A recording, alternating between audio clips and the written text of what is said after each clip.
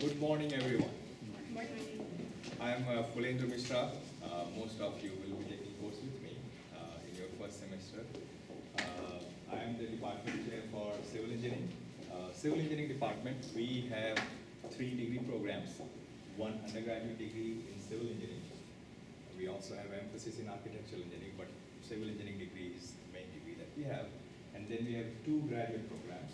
One is Masters in Civil Engineering, and the other program is Masters in Environment. You are all part of Masters in Environmental Engineering. Environmental engineering is one of the areas of the civil engineering. So civil engineering, we have different areas. We have 6 areas: structural, geotech, water, environment, surveying, construction management. And environmental engineering is one of the areas. We have 50 full-time faculty members in the department and about 10 part-time faculty members. Again, we are fortunate. We live in Orange County, so we are able to work with the industry professionals who teach some of our classes. In fact, in your program, we will have 2 part-time faculty who will teach certain classes as of now. So again, most of the classes are taught by full-time, but again, we have 2 courses that are taught by part-time faculty as well. And Dr. Stakov will go a little bit more detail about who are the people who teach the classes. I would like to welcome you to the program and also want to remind you, you are coming to a graduate program. Again, the program name itself is Master of Science. So the expectations for the degree program, which requires you to be master in environmental engineering, that's what the goal is. So you're going to become master in certain topics. So not the broad area as you do in the graduate program. In the graduate program, you're expected to master these topics. So for that reason, requirements are slightly different. You need to maintain high standards. Your GPA has to be high. Again, more details will come later. But again, just the logic behind that is it's a master's degree, advanced degree. You're advancing your knowledge. And the second aspect of that is when you're mastering something, the responsibility falls on you more than the course itself or the program itself, because it is your goal. You want to be master. You want to master these skills. So you have to put little extra effort. And also remember the topics that are covered in the courses. These are again telling you these are the things you should know, but doesn't mean that's the everything. It's your goal to explore them a little further and again develop your skills so that you can master those topics. Right? So again, topics that are covered, they're just giving you these other topics you should cover. These are the minimum homework that you have to do, but it's up to you how much you want to master those skills. So you can go beyond, read the material, read the textbook, again, ask questions to your professors, again, master your skills in those topics. The program, it's a graduate program with all the higher requirements that we have. It can be challenging, and again, you're all might be working, but most of you are working, right? So your life is already full, so you're adding one more thing to it, right? You want to get another advanced degree. So it's a very big decision that you have already made, that you have committed yourself to this. Now, at many points throughout this career, you will come to a point where you may want to give up. Because again, this is something that you're adding, so you may want to say, I don't want to do it. But again, remember, we are here to help you. All the professors, they are here to help you. If you come to a tense situation where you do not know what to do, reach out to your professors, discuss your situation instead of just initiating a drop and quitting from the program. Talk to somebody. Again, just talking to somebody, expressing what you have in your mind and getting somebody else's opinion, another person who is in the program for a long time, their opinion will help you to make the right decision. So again, quitting is an option. It's the easiest option that you have, but again, you may not want to go that route. Again, put your effort, take these courses, and you'll graduate from the program. I welcome you all to the program. A little bit more detail about the program and the structure, Dr. Stakov is going to discuss. Thank you, Dr. Mishra.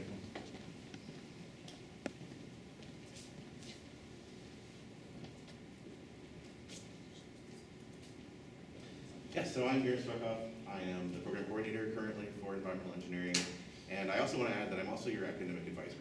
So if you do come across a problem and you're not sure how to proceed, I've been doing this for 5 years now, I think, so I have some knowledge of the options that are available. For example, after the first 6 semester units, you are eligible for a leave of absence. So a lot of people, like, they're expecting a new kid, they get a promotion at work, and it's a lot more work than they expected. Just, come to me, I'll tell you to apply for a leave of absence if that's what's best for you in that situation, and then you can move on from there, take a semester off. So welcome to Cal State Fullerton. We're glad you're here. I do want to ask, do we have any CSUF alumni in the room? One, two, just one. And then also, we did invite alumni and midpoint students to come to the orientation as well. So are any of you guys alumni or midpoint students? Okay, so we just have the students are incoming. Great. A pop quiz for you. Who can tell me who the mascot is for Cal State Fullerton? Tuffy Titan. How many students are there at Cal State Fullerton? Anybody know? We are the biggest CSU. So CSU is the biggest university system in the country, possibly the world. 450,000 students. We have 40,000 students in our program. And then how long is the program? Do you guys, anybody know? 2 years. About 2 years. Yeah, it's a little bit less. So it's 5 semesters, one of them being a summer semester. The option, by the way, is available now. We've expanded our options over the years. And so those classes that are typically taken in the summer, which is EGC 581 and 582, can now be taken during the spring or fall semester. If you want to take the summers off and just extend your graduation out by a semester, you can do that. We are ranked pretty high.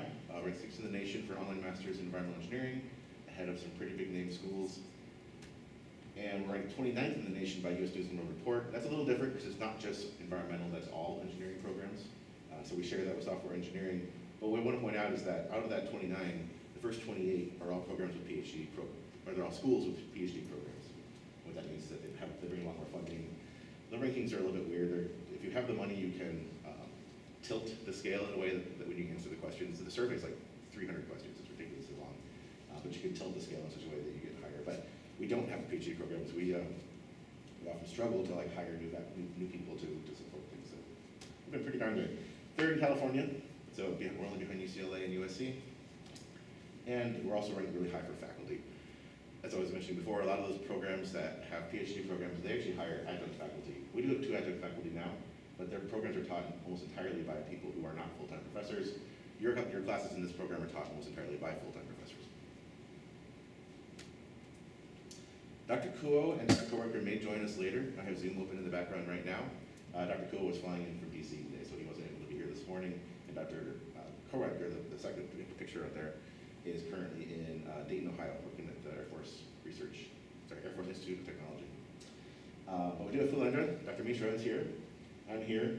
And Dr. Binod Tiwari, he was one of the founding members of the program. He's currently AVP for research and sponsored programs. So he's not as available as he used to be. In fact, I think I even forgot to invite him today. But he's a very, very busy person that you'll see pop up in the news from time to time. As Dr. Mishra mentioned, we do have some adjunct faculty. Dr. Sam Choi is a PhD. His PhD, I think, is in microbiology. Yeah.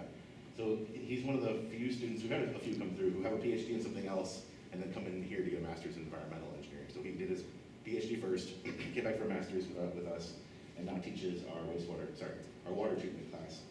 And then Mr. Michael Mann he was a master's student of ours in geotechnical engineering, and so he teaches the geotechnical class since Dr. Tiwari is currently AVP. Any questions so far? I was going to encourage you guys too, if you get a hankering for some grub, we do have some bagels and donuts over there too. You're welcome to hop up anytime and grab those. Okay, so as you guys can probably expect, and as Dr. Mishra did point out, a online graduate program is I would say probably more difficult than a face-to-face program. In a face-to-face program, you're in a classroom with students every single week, multiple times a week, talking to your faculty. You can ask questions directly. It's got some facilitation that's a little more easy than an online program. So your time management, your self-motivation is extremely important. What we find is the students who struggle the most are the ones who, I often get emails, Dr. Snokoff, I don't think I'm going to pass EGC 582 because I have all these obligations at work that came up. It's like, I'm so sorry. There's not a lot we can do about that other than say, withdraw from the class before the census date or the withdrawal date. Because unfortunately, that is just kind of the reality of it. We know that you guys are all working. Like I think 90% of the students in our program work full time. So we know that we make the classes. For example, in my classes, I always give a homework like on let's say a Friday, and it's not due until the following Sunday. So like 9 days to work on the homework, so that you can fit that into your schedule. Keeping up the lectures is critical. What I find is the students who often fall behind, they understand that they don't have to watch a lecture every week. We don't typically like log in and track everyone's participation because again, it is a master's program, it's up to you. This isn't high school anymore. So it's very critical to keep up with the lectures. A lot of students I find, they figure out a way to download just the audio, and so they'll listen to the audio of the lecture. They'll watch the video and then listen to the audio of the lecture as they're driving to and from work, just as a reminder for the different things. A lot of homework. So you have as much homework as a regular face-to-face class, but less opportunity to form study groups with your fellow cohort members. And you guys are all in the same cohort. You're all probably scheduled for a 2024 graduation date. The cohort model does help. So there's a reason why we have cohorts. They're not strict, like, if you want to take classes at a different schedule than everyone else, after 570 and 571, that's fine. It's not a strict cohort model, but we put it in place deliberately so that you guys can spend the time that first semester forming a study group. People that are either available at the same time as you to meet online, or even available in the same geographic region as you to meet in person. And then what you can expect is that study group will take all the same classes all the way through the program. All 10 classes will be offered sequentially. So that's deliberately done to help you guys. So what's the advantage? The advantage, of course, is the time flexibility. If you're working full-time, it is difficult to come in to school. You're working from, let's say, 8 to 5, then you come to class from 7 to 10. That doesn't leave a lot of time for anything else. And driving, of course, too, at rush hour. So we attract, the kind of students who come to us are the ones who are working full-time, who have kids, who have other commitments in their lives. So why don't we just make it easier? Right? I mean, we identify, we know that the program's harder for online students, so we just water it down, right? But of course not. I don't have my ring on me right now, but there's something called the Order of the Engineer, which is that stainless steel ring on the bottom right, and it is the indication of the obligation that engineers have, and particularly I think civil and environmental engineers. When we make mistakes, generally people die. Like when a bridge fails, rarely is it 0 injuries, 0 fatalities. If a building falls down, like in Florida last year, it's never 0 injuries, 0 fatalities. If a wastewater treatment, so you see a failed bridge, you can see a problem with water treatment in 1992, I think it was, 93. So 1993 in Milwaukee, 93 was not that long ago. That was an advanced time in technology, and yet 400,000 people got sick because they allowed cryptosporidium to get through the sand filters. The bridge in the upper left there happened in Minneapolis, actually, and I think that dam was from Idaho. So we have an obligation. We cannot give someone, as Dr. Mishra was mentioning, we cannot graduate someone with a master's in environmental engineering if we don't feel that they're prepared to save lives instead of taking them. But we have a lot of support for you guys. Jennifer's not here today, but she's also really helpful if Amanda's not available. Amanda is here today. She's over there. That'll be your first point of contact for the program, along with myself. I'm Garrett. And then Dr. Mishra is our department chair as well. So that's kind of the hierarchy in a way. Amanda and Jennifer are both ASC 1s, and then I'm program coordinator, and Dr. Mishra is the chair. Okay, I'm gonna take a deep breath. Generally speaking, we have a set, like I said, we have a set order that you guys can take the classes in. After 570 and 571, the order doesn't matter as much, but we have also deliberately set it up in such a way that it is, the level, the difficulty of the classes kind of goes along at the same time too. So you'll start with 570 and 571. That is, the first one is kind of an intro to environmental engineering, and then the second one, 571, is an intro to hydraulics and hydrology for environmental engineers. You'll move on to semester 2, taking a landfill class and my environmental law class, the environmental law and environmental economics class. For you guys, in the summer, you'll take 581 and 582. The reason I say for you guys is because we do have spring admission now, and oftentimes for spring admission, they would take that summer session the following summer, so after their third semester instead of the second. So that's going to be remediation of soil and groundwater, and wastewater treatment and water reclamation. And as I was mentioning before you guys got here, we are planning to send this presentation out to you after the program, after the orientation today. In semester 3, you would take water treatment and the graduate project. And I found that a lot of times students aren't sure what the graduate project is, so we're going to talk about that in a little bit here. Semester 4, we take surface water pollution and air pollution, and then you graduate. Now, There are other options. So as you can see here, it's set up, we generally have it set up so that students take two classes per semester. And that works out well, because if you take 6 units, you're considered a part-time student and you're charged part-time tuition. You can take 4 classes if you like, or even 3 classes. If you take anywhere above 6 units, you can charge full-time tuition. So that's just in terms of the cost of the program. It is very slightly less if you take 4 classes per semester and graduate in a year. It's like 14,000 instead of 15,000, something like that for California residents. But what I'm trying to say is, we do have some students who take 1 class per semester. They're just so strapped with work that they really want to get this under their belt. So they'll take 4 years instead of 2, but that's totally doable. We don't mind if that happens. That gets back to what I was saying before, that it's not a strict cohort model.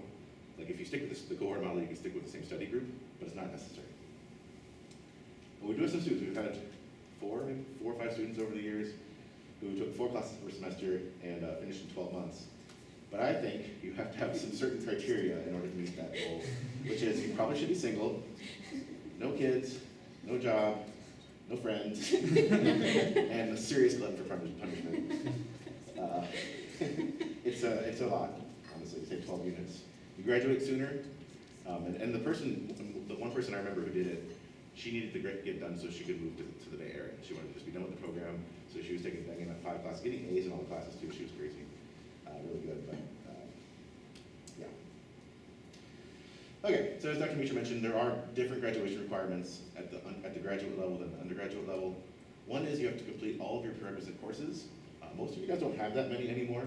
When we first started the program, we allowed the students to come into the program who had a lot of prerequisite courses. But since now we have more applicants than we have spaces, we've kind of cut back on that a little bit. So most of you might have maybe physics 2 and possibly calculus 2 to still take, but generally speaking, you probably have all your prereqs done. Study plan, got to complete all 30 units for the study plan. They do require continuous enrollment. So at the undergraduate level, you're allowed to take a gap year. At the graduate level, they don't call it that. You're not allowed to just not enroll, but there are options. So you can do a leave of absence, and if for some reason when you get done with all the classes in the study plan, but you haven't completed your prerequisite courses, so do not recommend it. But if that happens, or if you haven't maybe completed the graduate project class, you can take Grad 700, and that can continue your enrollment. And Grad 700 is much cheaper. I think it's like $300 a semester or something like that. But you do have to continuously enroll. If you, for some reason, forget to enroll one semester, they will remove you from the program. But they will give you some, I think, reminder emails first. You do need to have a 3.0 GPA, and they are very strict on that. 2.99, they will not allow you to graduate. So it has to be a 3.0. If for some reason your GPA is not 3.0, you can actually add, you can either retake up to 6 units of classes, or you can actually add classes on too. So we've had students in the class who were right on the cusp, and I put like the GIS class, Geographical Information Systems, put that class on their study plan, and then they were able to take that and graduate. There is no grade forgiveness. At the undergraduate level, I think you get 16 units of grade forgiveness. At the graduate level, it's 0 units. So if you do get less than a C in a class and you have to retake it, whatever new grade you get will average. So it's a little more strict than the undergraduates. So like I said, if you encounter life issues, if you're expecting a new child, if you get a new job, if the current job you get promoted and they suddenly expect you to work 70 hours a week, and students do email me, they're like, Dr. Strukov, I'm working 80 hours a week, I just can't keep up. What am I going to do? And so I say, come talk to me. There are options out there. But the worst thing you can do is barely struggle through, end up with like a C minus, because it's really hard to take that off. It's actually easier to take an F off than a C minus sometimes off your transcript. Surprisingly. But it's hard, and you have to have a very strong appeal reason. But the withdrawal date is pretty late. It's usually like the 12th week, I think. So if you find after the midterm that you're really struggling and you just don't think it's going to work, come talk to me. You do have to have a good reason to withdraw, but oftentimes if you're expecting a new child, if you have new job responsibilities, that can be a good reason. You just have to convince your faculty member that you are really struggling. Okay, so I wanted to just mention this. We are converting from study plan model to a TDA model. And TDA stands for Type Degree Audit, you can see at the bottom there. So the study plan is an agreement, and you still have, I think, a study plan, but now it's in TDA. So it's an agreement, it's kind of a contract between me and you, saying these are the 10 classes you're going to take, and we sign that and we send it to the Office of Graduate Studies. They later on will do a grad check, and as long as you take those 10 classes and scored a C or better in all of them, and your GPA is more than a 3, then you graduate. Our program's actually very simple because everyone takes the same 10 classes. Unless for some reason, if you have an undergraduate in environmental engineering, come talk to me, we can maybe get some other classes on your study plan.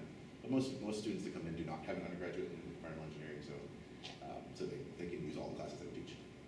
And I should mention too, if Dr. Kua does join us, you'll get to meet him. But he teaches PE review classes, like PE preparation classes. And so when he put this program together 10 years ago now, 12 years ago now, he put it together with the idea, the guidelines being, what 10 classes do we need students to take be ready to take the FE exam, to be ready to take the PE exam and do well on it. And so all the 10 classes are very directly related to the things that are on the PE exam and the FE exam. Okay, so the Titan Degree Audit, TDA, the reason we have not been using it for grad programs in the past is because most grad programs are way more messy than ours. Most grad programs, they have maybe like 70 classes students can choose 10 out of. And so it's just this really messy thing that was hard for the Office of Graduate Studies to kind of implement as an online program. It's been around for at least 10 years, as long as I've been here, for the undergraduates, and it's really very handy for them. But it's a straightforward way for students and advisors to keep track of progress towards graduation, and I just happen to have an example of one for you.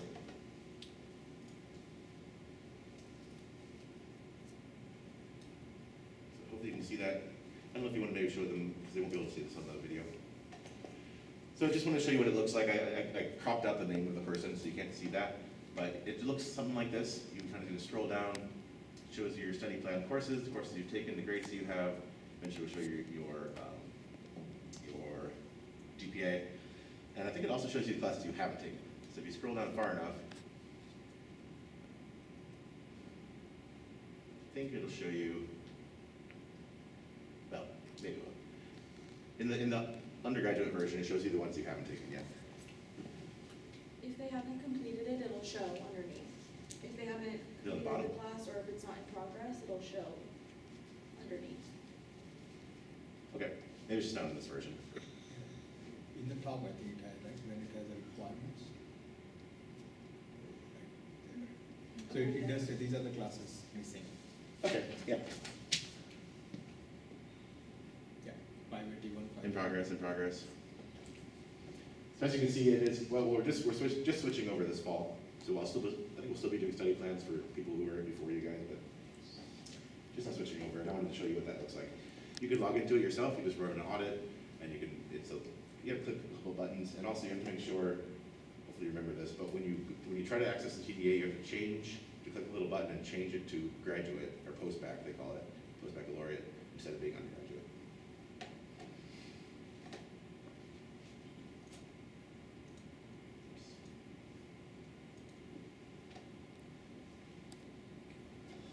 Okay, so like I said, these classes, these are prerequisite classes. The reason you need to take these is because there's a multiple variety of reasons, but there's a certain level of knowledge that someone with an engineering title is expected to know. And so you're expected to know some calculus with some differential equations.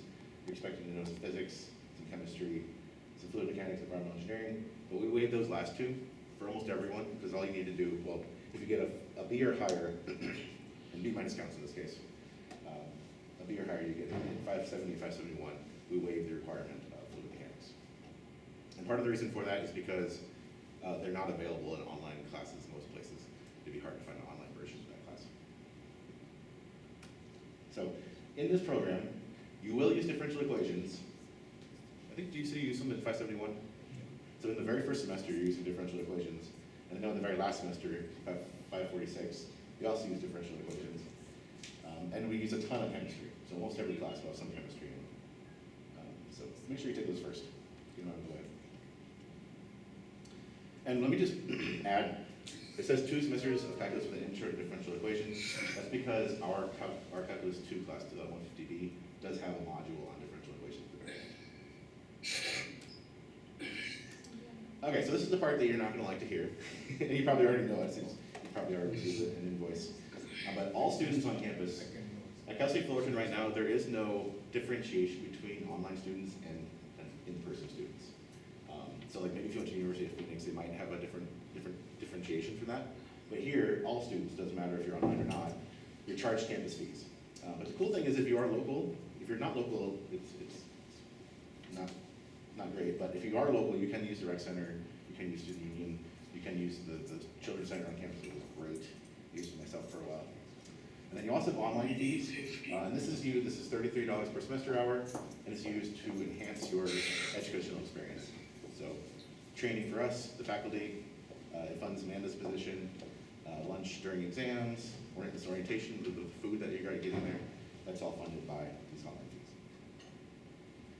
fees. Ask You're gonna- Dr. K to mute himself. I think he's in. Oh, is that what that is? He's on the Zoom. Drinking coffee. Dr. Koo, are you there? Yes. Oh, Dr. King.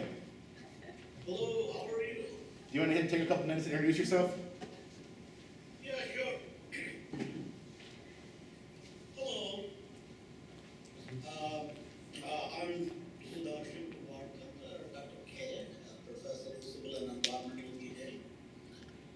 My interests are in the areas of water quality, water pollution, water treatment, including wastewater. I usually focus on, the contaminant of concern, including hospitals and personal care products. Lately, I'm looking into the fluor and polyfluoroalkyl substances in water and wastewater. In this regard, I'm particularly looking into the mapping studies across the state of California. And I have a substantial amount of data with regard to occurrence of per and polyfluoroalkyl substances in the state of California, in drinking water, groundwater, and wastewater also. Well, I teach mostly environmental engineering classes at undergraduate and graduate level. That's pretty much about me. Thanks, Dr. King. And we did give a introduction to we showed them a picture of you earlier. Oh, well, thank you. Excellent, thank you for joining us. You can, if you want to log off now, that's fine.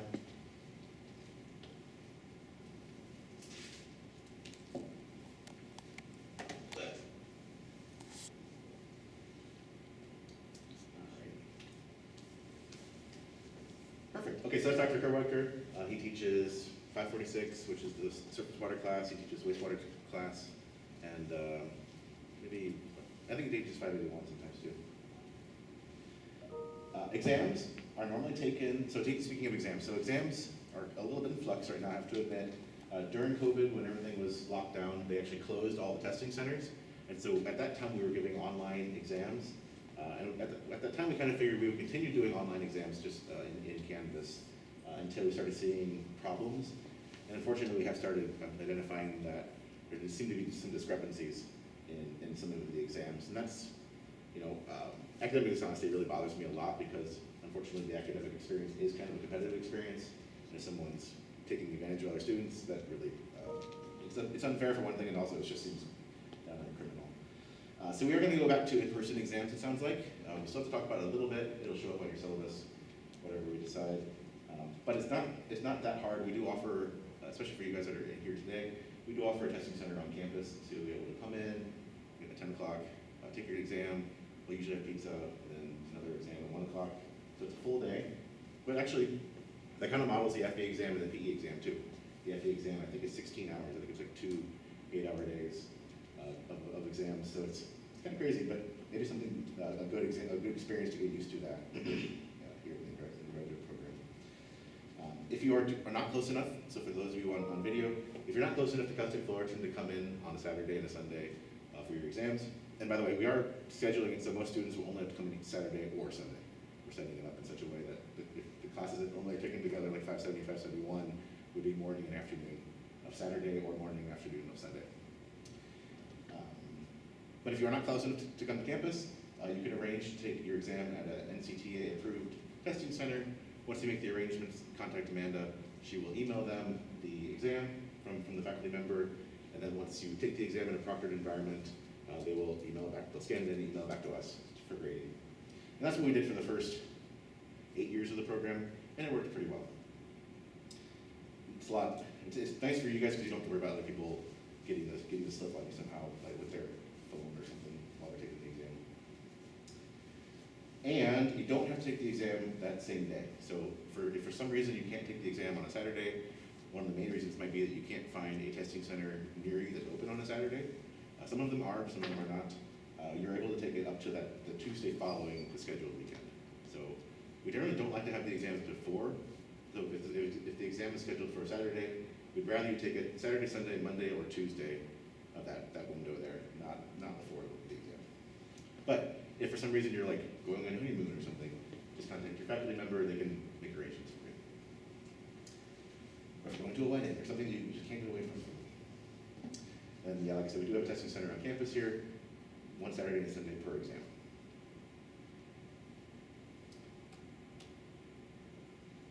When you get this email from Amanda, you'll have a list of, you can click on this link here and it'll give you a list of certified testing centers. This semester, the exams will be October 15th and 16th for the midterm and December 10th and 11th for the final. And I think 570 and 571 are the Saturdays. I'll double check that. That will be on your syllabus. Okay, one of the last things I want to talk about is the graduate project. In this program, because it is an online program, we've modeled it in a way what we're trying to do is teach you how to do research without actually being in a lab, right? So you'll write a long paper, a 5,000 word paper. 5,000 words is about equivalent to what you would expect to write for a journal article. You'll read about 20 to 50 articles and learn how to cite them properly. Boil all that down into a 15-minute oral defense. Excuse me.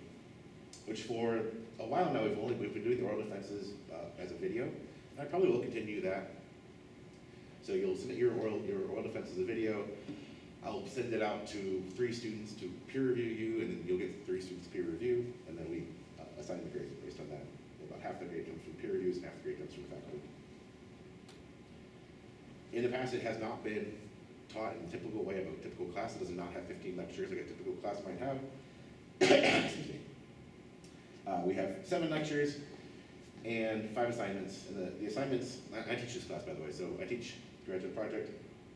The assignments are not, it's hard, it's kind of weird to say it this way, but the goal of the assignment is to keep you on track. Because it'd be very easy, maybe in some classes, I would just say, here, at the end of the semester, you need to give me a 5,000 word paper.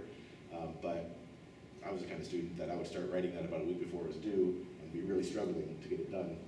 So instead, I give you various, there's some progress reports, there's a lit review, but the literature review is something I intend for you to put in the final paper. So it's all intended to build upon each other to get to the end. And those are the topics of the 7 lectures. So first thing we talk about is avoiding plagiarism. I find that a lot of my students, even though they are grad students, they never learned what plagiarism is and what that means. So talk about that, parts of the paper, all the way down to data analysis. Oh, I'm coughing a little bit, but I did get the COVID test this morning and we're good. A lot of different topics. Fracking is a big one, hydraulic fracturing, climate change, the Great Pacific Garbage Patch, desalination, water rights in California. Water rights in California is a whole good right. Books on that. And then we don't do this very often, but there is the option to conduct individual research with program faculty. The reason we don't do it very often is because most students don't live close enough and they don't have the time flexibility or the time available to actually be in a lab doing research. One thing we'll add though, you can see here it says it could take place over more than 1 semester. Right there. That is, so Dr. Kua, again, in his wisdom, he set it up so that the graduate project class is actually the semester before you graduate. And that means that if for some reason you're not able to finish the report, you can kind of extend that to the following semester and get it done. Okay, so the last thing we'll talk about, I think, is Canvas. Canvas is our learning management system for the campus. Let's access that through your portal, my.florida.edu. Lets us post lots of different things, lecture videos, assignments, resources, grades. You'll be able to upload your assignments into there where we're able to grade it. And there are abilities to put discussion boards and quizzes and whatnot in there. And that's kind of what it looks like. You guys can kind of see that. This is my spring environmental law class. I set it up in such a way where we've got the intro, you can click a button for the course orientation, office hours, Zoom link is right there. This little tips and tricks link is handy. That's like how to access articles in the library database. Sort of stuff. Okay, so in less than 2 years, like we said, it's just under 2 years. It's like 1 year and 9 months or something like that. Less than 2 years, you'll be walking out of here with a master's in environmental engineering. Do you think it's going to be easy? For some of you guys, some people seem to make it seem really easy. They get really good grades, but most students, it seems like they have to work pretty hard to get it done. And that's good. That's kind of the point. Will it be worth it? Yes. I really do think that our program is a tremendous value. You know, we have a lot of students that come in with science degrees, and I really do think that they're probably going to get a huge promotion after graduating from the program. So the program for a California resident costs about $15,000. I imagine most of our students are probably making $5,000 to $10,000 more after the program. So it seems like it's a lot of work, but I think it's totally worth it. And it's a different thing. You learn how to design environmental engineering programs and problems. All right, looking forward to shaking your hands, May 2024, assuming we don't have another monkey box or something. So there we are. You guys are in this building right here. Right up there, actually. All right, any questions? That went fast. I was a very fast talker. Dr. Kua joined us. Oh, that's okay.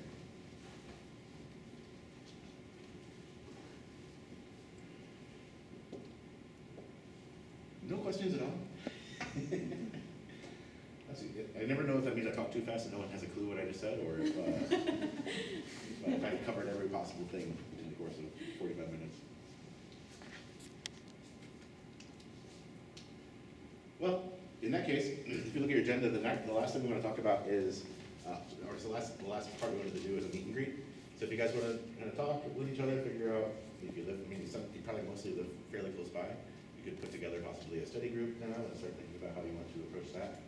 And yeah, are you an alumni? No, I graduated next year. So current member. So we do have one current member. You want to ask her like what to do? Yeah, I recognized you, but I wasn't sure if it was because you're currently in it or. And other than that, I'm done with my presentation. You can meander amongst us, and we'll see you guys in 3 days.